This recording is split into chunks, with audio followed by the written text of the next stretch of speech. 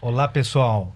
Estamos aqui para apresentar o episódio do podcast do curso de Direito, chamado Pode Isso, Doutor?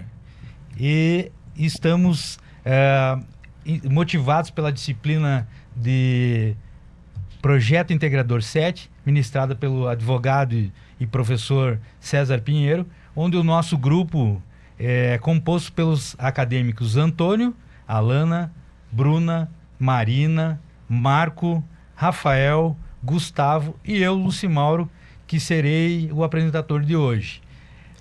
No episódio de hoje, vamos falar sobre um tema o qual desperta em muito interesse, especialmente entre famílias que desejam proteger e organizar seu patrimônio, a holding familiar.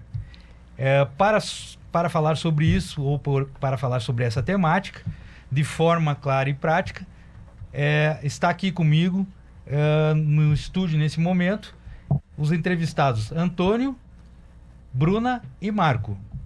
Boa noite. Boa noite. Boa noite. Então, Vamos lá então. Quero que vocês se apresentem, pessoal. Então vamos lá, uma apresentação de vocês aí. bem breve. Bem breve. Então, boa noite, gente. Meu nome é Marco. E hoje a gente vai falar sobre holding, que é dar mais descomplicada nesse tema, que a gente por fora acha que é um pouco complicado, que pode ser uma ferramenta muito importante, uma família, de empresa, assim, para administrar esse negócio.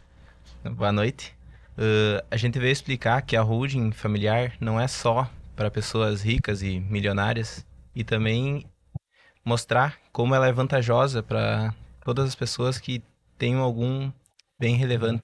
Olá, pessoal, eu sou a Bruna. Hoje a gente vai falar não só da parte jurídica, mas também de como a holding pode ser uma estratégia muito inteligente para evitar também os conflitos familiares.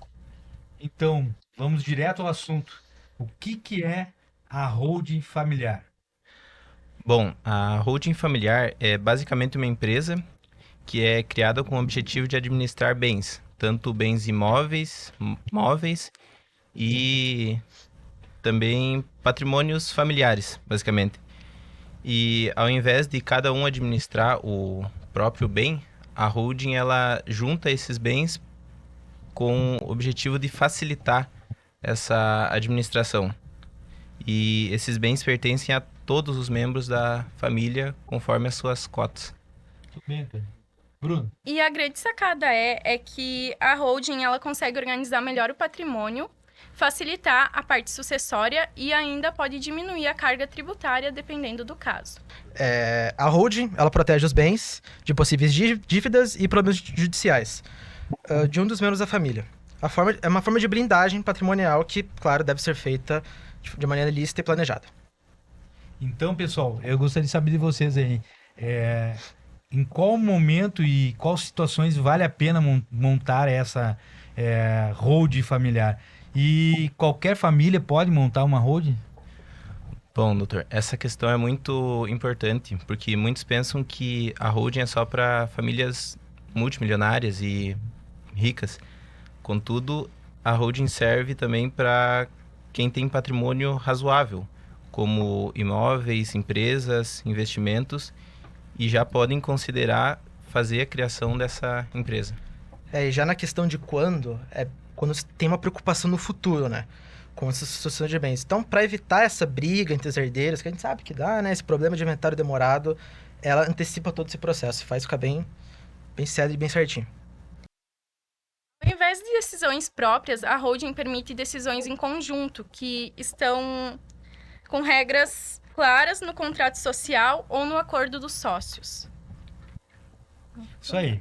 É muito interessante. Mas a questão toda, pessoal, eu gostaria também de estar perguntando a vocês essas principais vantagens de constituir uma holding.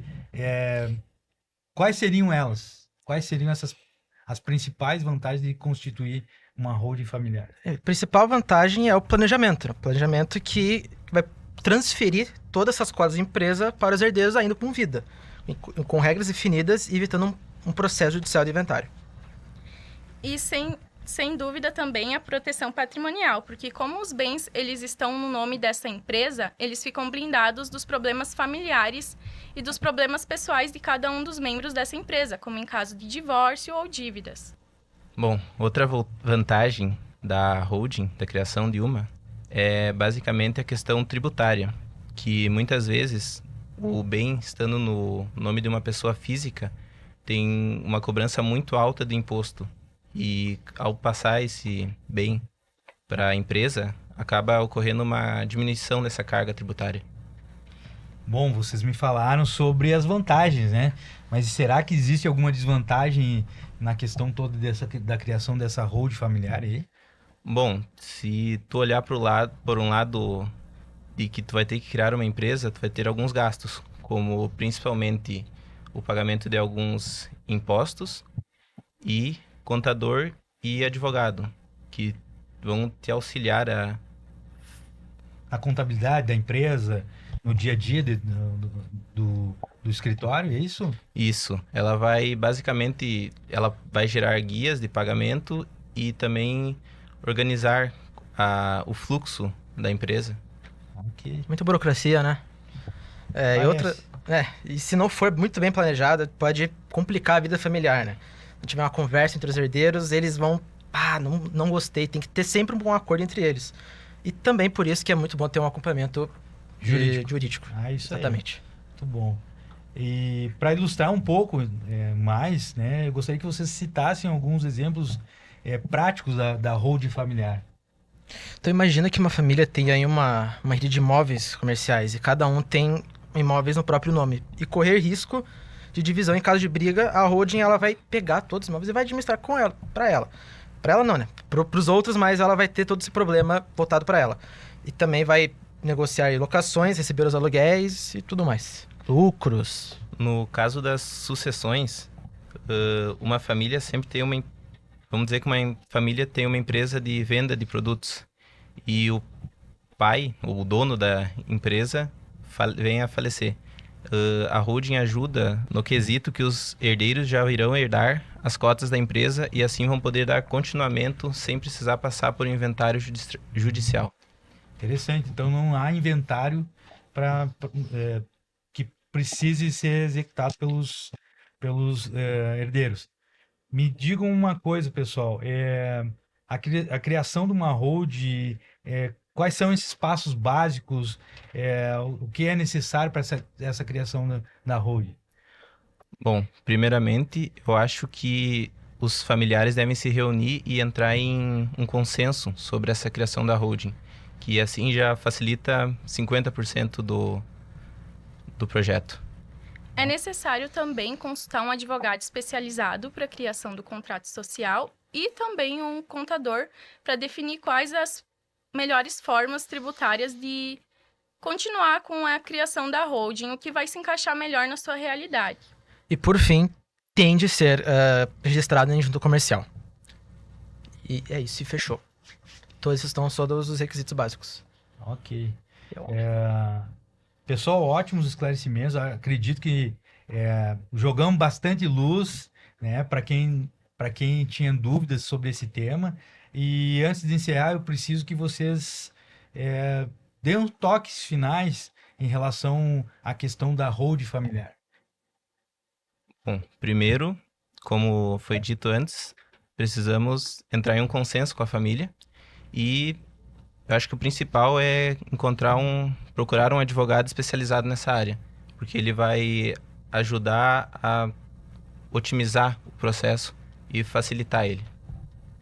E claro que a gente não pode esquecer que a holding é uma ferramenta de proteção, mas que ela deve ser usada com muita responsabilidade também. Isso aí.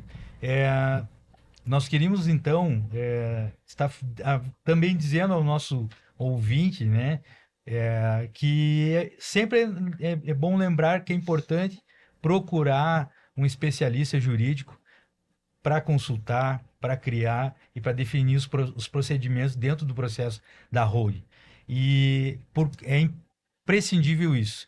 E para que nós possamos, então, terminar esse podcast aqui, que foi uma conversa rápida, né, sobre a criação de